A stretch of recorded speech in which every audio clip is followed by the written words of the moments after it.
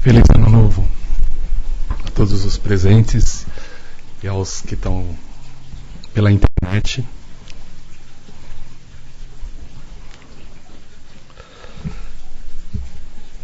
Que ensinamento, né? Bastante forte. Mas, antes da gente entendermos esse ensinamento de Meishu Sama, eu queria ler um outro para poder explicar melhor. Evangelho do Céu 3, página 88. Relacionamento com Kanon. Como há muita gente interessada em saber qual é a relação entre mim e Kanon, a partir de agora vou explicar. Comecei a seguir a religião Omoto em 1918, mas devido a certas circunstâncias, afastei-me durante um período de mais ou menos 5 anos. Em 1923 retornei. Cerca de 6 meses mais tarde, fui procurado por um topógrafo desejoso de informação sobre a Omoto, que na época se expandia rapidamente. Em meio à conversa, olhando-me fixamente no rosto, perguntou-me se a doutrina tinha alguma ligação com Kanon. Respondi-lhe negativamente, dizendo-lhe que a Omoto era shintoísta e Kanon budista. Insistindo no assunto, afirmou o estar vendo à minha direita. Na verdade, como o topógrafo possuía uma faculdade da vidência e sua visão espiritual se abriu naquele momento, ele foi capaz de perceber a presença de Kanon ao meu lado. A seguir ainda, me disse tê-lo visto me acompanhar quando me levantei para ir ao banheiro. Voltou depois junto comigo e permaneceu sentado próximo a mim. Para ter certeza, pedi-lhe mais alguns detalhes e ele respondeu que a divindade estava de olhos fechados. O rosto e o corpo eram exatamente iguais aos dos desenhos ou esculturas. Após esse nosso primeiro encontro, sempre que o topógrafo pensava em vir à minha casa, Kanon lhe aparecia repentinamente. Ao saber desse fato, fiquei um pouco intrigado, pois até então jamais havia imaginado me devotar a Kanon. A partir daí, começaram ocorrências misteriosas que me levaram a admitir uma ligação mais íntima entre Kanon e mim. Certo dia, um dos membros da Omoto disse ter visto uma espécie de remoinho acima da minha cabeça, no centro do qual estava Kanon trazendo às costas uma cruz. Naquele momento, não me fora possível entender o significado de tão estranha visão. Logo depois, contudo, fui vítima de uma séria perseguição religiosa que me causou um enorme sofrimento. Compreendi, assim, o sentido da vidência. E eu fora colocado no meio de um tufão e deveria enfrentar uma luta bastante renhida. Cerca de 3 meses mais tarde, várias divindades começaram a manifestar-se por meu intermédio, entre elas Izunome, a essência de Kanon. Foi ele quem revelou que eu seria usado como instrumento para realizar a grandiosa missão de salvar a humanidade. Também fiquei sabendo, pelas mensagens recebidas de Izunome, que há 2.600 anos, época do nascimento de Sakyamuni, Kanon havia morado nas montanhas de Fudaraka, na Índia, onde ensinou o caminho da salvação como Kanjizai Bosatsu. Todos esses fatos a mim revelado são extremamente peculiares e vou esclarecê-los, porém, mais tarde, no tempo adequado. Então, aqui mostra bem a relação de Meishu Sama com Kanon. Né? Kanon, a divindade misteriosa, né? Buda misterioso, que é chamado no Oriente. Muitas das manifestações ele está com manto e escondendo todas as vestes dele, e ele aparece assim, né? Todo coberto. E que por baixo, sim, há uma coroa, né? Onde é a coroa que simboliza o Senhor da Era do Dia, né?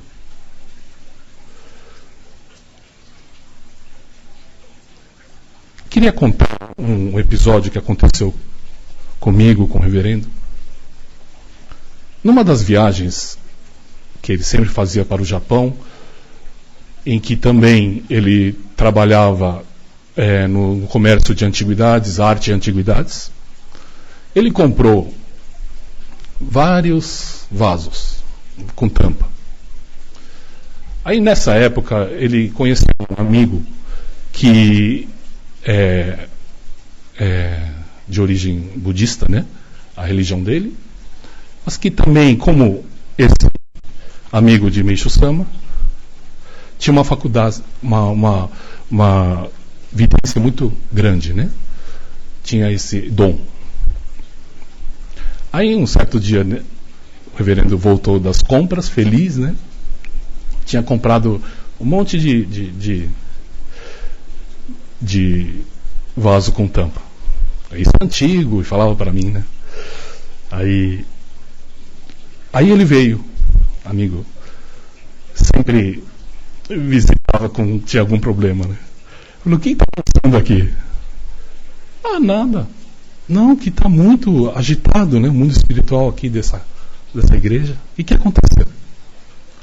Ah, eu comprei esse vaso. Aí ele ficou tão chocado assim. Falou, você trouxe urnas funerárias, né?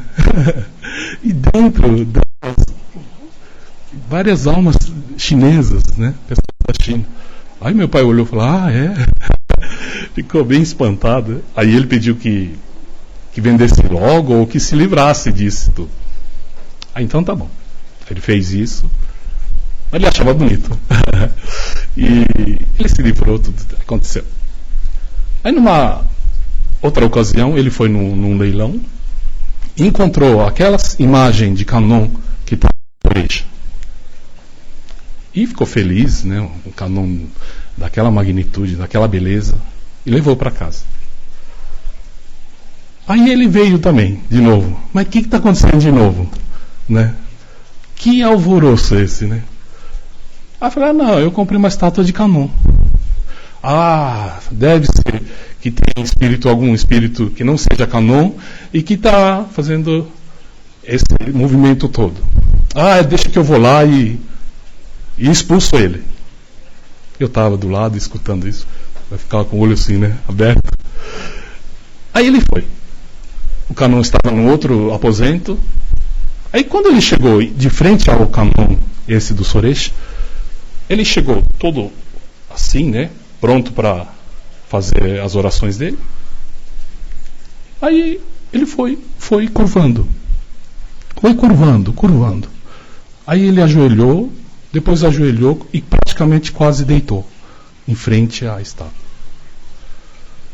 Aí a gente perguntou, mas o que aconteceu? Falou,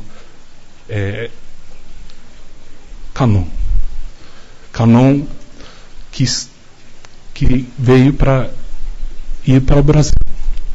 Ele está pronto para vir para o Brasil. Ir para o Brasil. E a partir desse momento, mesmo esse amigo do meu pai, em tudo que ele via dentro da igreja lá do Japão, ele, em vez da foto de Meishu Sama, ele via Kannon. Eu não via a foto dele, ele via Kannon. Na escrita, ele via a figura de Kannon. Interessante, muito interessante. Então, por isso que eu li esse trecho, essa relação de Meishu Sama e Kannon, né? Então, aqueles acontecimento me fez realmente, como aqui no ensinamento, a ter a convicção, né, o quão importante é a missão de Meishu Sama, o quão é grande, porque são divindades do topo do budismo, né? São divindades que realmente raras vezes, né, as pessoas têm esse contato. Geralmente são divindades inferiores que fazem os outros trabalhos, mas que com Meishu Sama estava sempre as divindades mais altas, né? E sempre Kannon. Aí, com isso acontecido, veio a estátua de Kannon para cá, foi feito o Soreisha, para essa estátua de Kannon salvar também aos nossos ancestrais, né? E realmente é uma estátua maravilhosa, onde a feição dele impressionante, vocês podem notar, ele realmente muda, né, as feições, e ora nos surpreende, ora nos recebe com um sorriso muito gostoso. Então realmente não temos dúvida que Kannon está presente naquela estátua. Então, a partir desses acontecimentos, aí o meu pai começou a frequentar com ele vários templos, né, budistas, e sempre o meu pai recebia presentes espirituais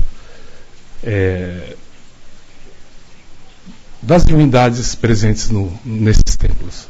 Então, no começo, eu achava que era para ele, porque ele pertencia a essa religião, e davam o presente, e ele esticava a mão, falando: não é para você, é para ele, no caso, o reverendo. Aí ele ficava intrigado, né? E numa dessas, ele ganhou uma bola, semelhante à bola, né, que fala no ensinamento, e desse dia em diante, ele dizia que sentia um calor muito grande no peito, né? Aí um pouco antes, quer dizer, uma das últimas palavras dele, antes de partir, foi que ele ganhou de presente de Kannon, ele contando essa história que a gente já conhecia, mas que ele contava de novo, e que essa bola estava com ele, e que por causa dessa bola que ele melhorou de todas as purificações que ele estava passando, que ele estava se sentindo bem melhor e que estava melhor. Ele falava isso, a palavra é essa: eu melhorei, eu acho que é por causa dessa bola, é por causa da luz de Meishu-sama. Aí a gente ficou feliz, né? Porque então ele vai melhorar fisicamente, né? Essa foi a nossa... Mas que logo dias ele partiu, né? Mas a gente entende que melhorou, quer dizer, ele limpou, teve uma purificação, limpou a alma para poder continuar no trabalho dele, né? Independentemente de se está aqui na Terra ou não, mas para a eternidade da alma.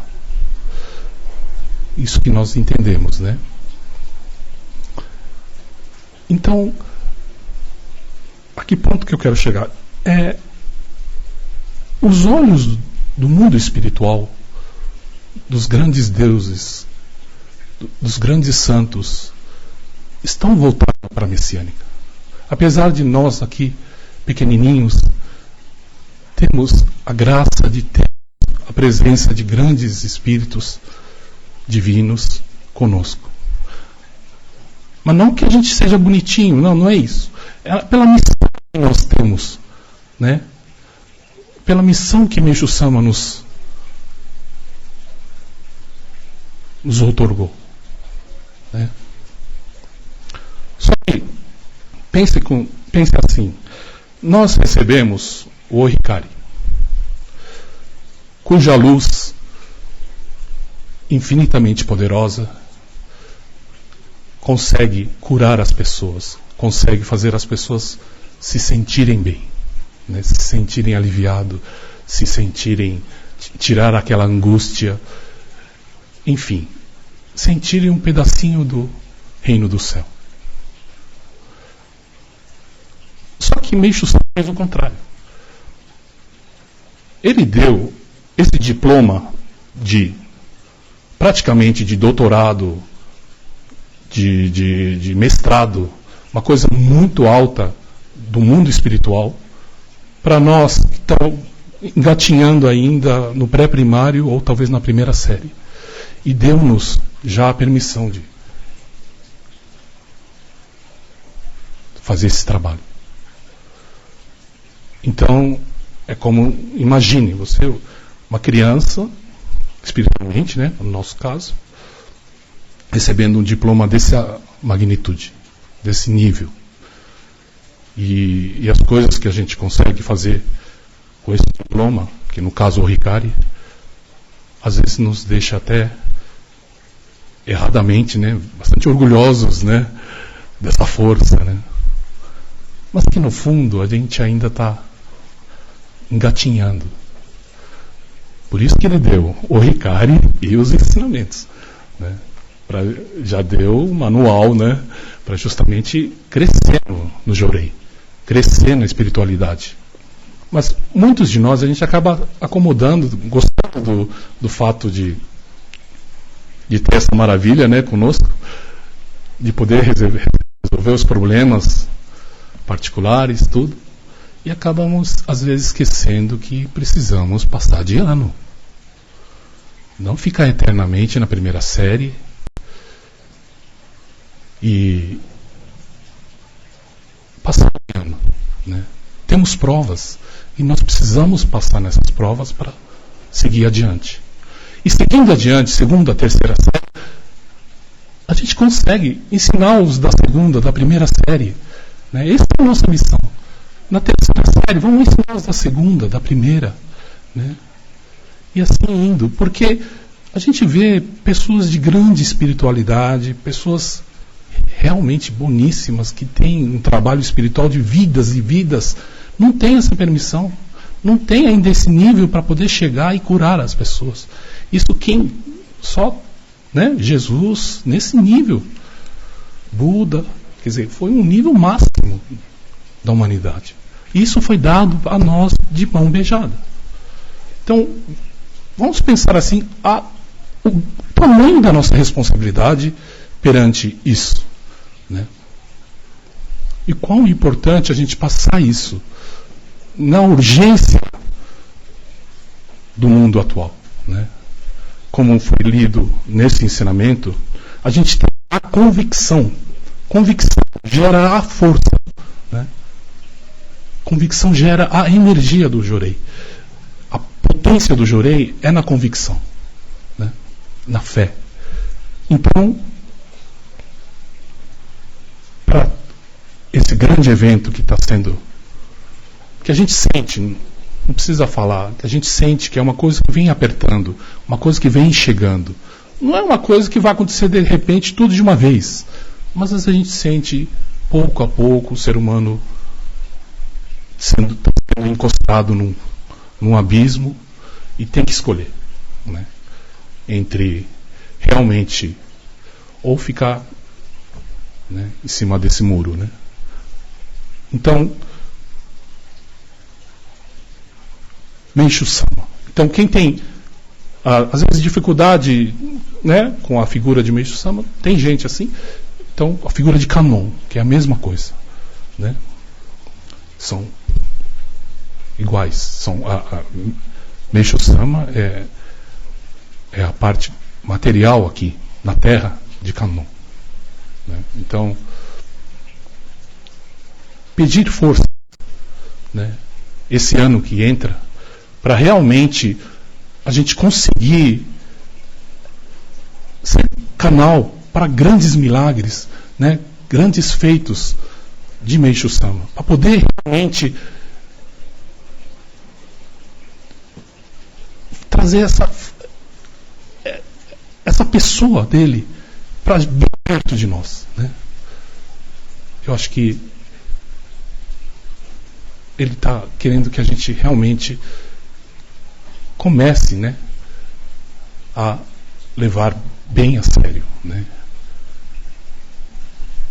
Está certo que a nossa vida realmente, às vezes, muito conturbada e muitas coisas a fazer, e acaba tomando conta de tudo, de todo o nosso tempo. Mas dá. Trocar jorei em casa, oferecer jorei para um vizinho, para uma pessoa da firma, vocês vão ver que vai atuar. Meishu Sama vai atuar forte. E vocês vão ver uma coisa maravilhosa, uma melhora maravilhosa nas pessoas que vocês ministrarem jorei. Então, esse ano que entra, vamos estudar, né? Juntamente, né? Todos nós do primário, vamos estudar, né? Vamos saber a tabuada, decor, para não precisar depois ficar pensando, ter dúvida das coisas, né? Porque a própria dúvida tira a energia da gente, né? A dúvida deixa a gente fraco, né? Então, sem dúvida, firme, bem firme e concentrado, né? Vocês vão ver o jorê que vocês vão ministrar, né? A oração que vocês vão fazer, né?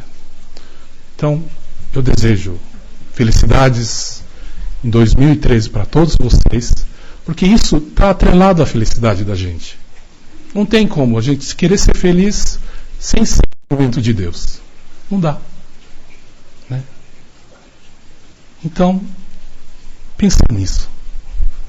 Pensar realmente em caminhar com Deus, abraçado a Ele, né? Porque realmente nós somos fracos, não somos nada, né? Sem a força dele. Então, que Ele nos dê essa grande fortaleza que é a luz de Deus. Feliz Ano Novo a todos vocês e que esse ano concretizem todos os sonhos de vocês. Muito obrigado a todos. Obrigado.